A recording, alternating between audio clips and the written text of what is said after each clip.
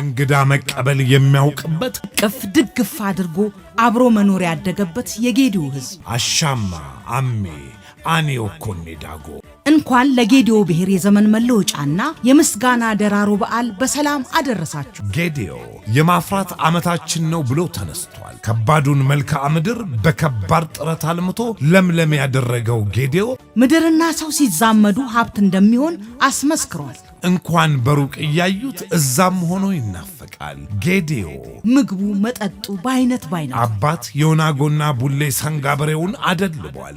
እናትም አደግሳለች። ኮፎ፣ ቁንጪሳ፣ ጣልታ፣ ወራሙ አረ ታይ ግን ታይ ደራሮ፣ ቡራቆ፣ ማርቃ፣ ሉሳ በጉጉት በሞት ምን ትጠቀሚያለሽ? እኮና የርጋ ጨፌ ቡና አልናፈቀም።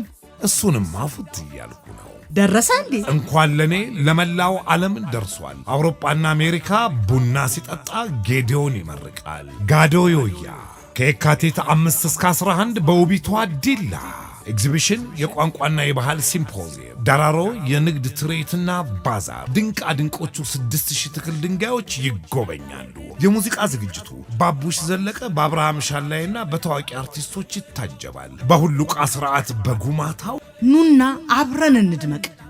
ዳራሮ በጌዲዮ ዲላ የጌዲዮ ዞን አስተዳደር